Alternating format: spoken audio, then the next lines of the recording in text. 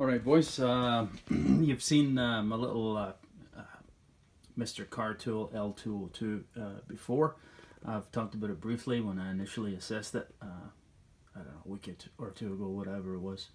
And I thought initially, not bad, right? But the reason I bought this,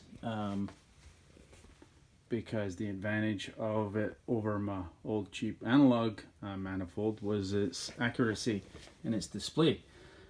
For leak testing purposes, right? This is currently in the leak check mode. As you can see, it's currently sensing 113.9 psi of nitrogen pressure in the system. I'm currently leak testing this. I have been doing so for 2 hours and 47 minutes. So there's been a change in the pressure of 0.8 psi. I've talked about the idiosyncrasies of the display there, the bottom right hand corner. That basically tells you your shift in pressure. So you would think, okay, well, that seems all right. It's since this car is in fact leaking, guys. In fact, let me show you that right now.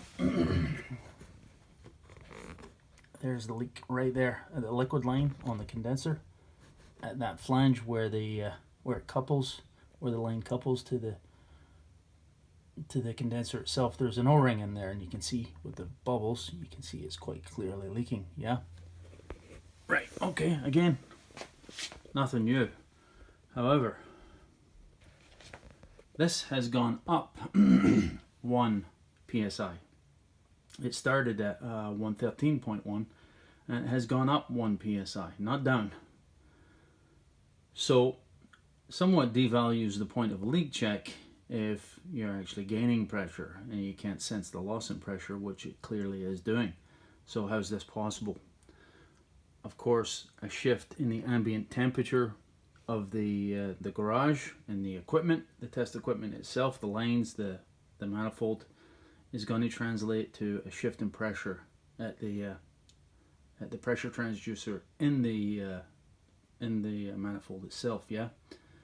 So this is not temperature compensated. This was $85 Canadian. It is not temperature compensated.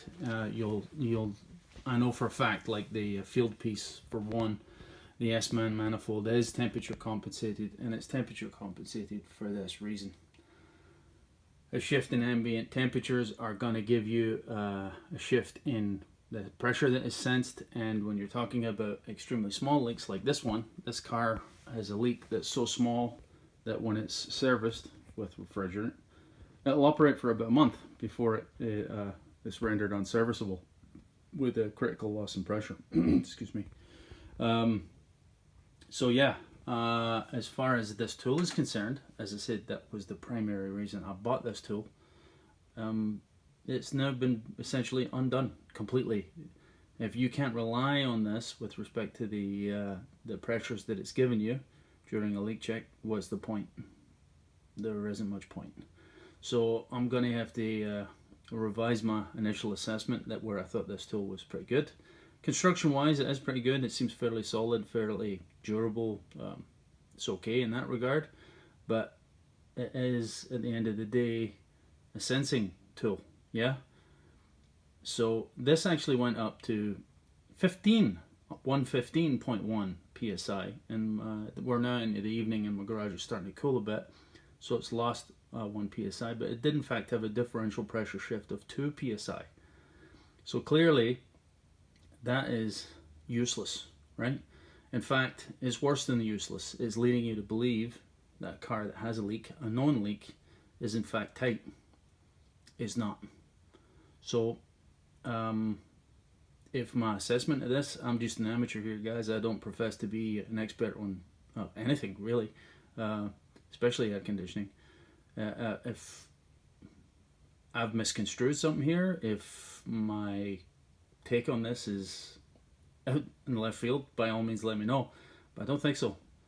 This is not the first time I've noticed this on this tool. This is now a couple of times I've noticed this, so it's only fair that I change my assessment of this tool. I'll tag this on in my initial video. I'll put a wee note, maybe link in this video or whatever. No, for the purposes of linking the video, I don't care. But the numbers on the videos, who watches them, doesn't matter to me, guys. Doesn't matter in the least. However, I don't want to be recommending a tool to people only to change my mind down the road when I have a wee bit more experience with it, right? So not cool. Not cool at all. If you're going to buy a digital manifold, make sure it's one that's temperature compensated, and this is an illustration why it needs to be temperature compensated. Right, that's it, boys. Not the end of the world. We bet you a disappointment, but for, hey, 85 bucks Canadian or something, you're not expecting the world. If you are, perhaps you should ask yourself a few questions. However, a tool should be fit for purpose, and as far as leak checks are concerned, this isn't. That's it, boys. Cheers.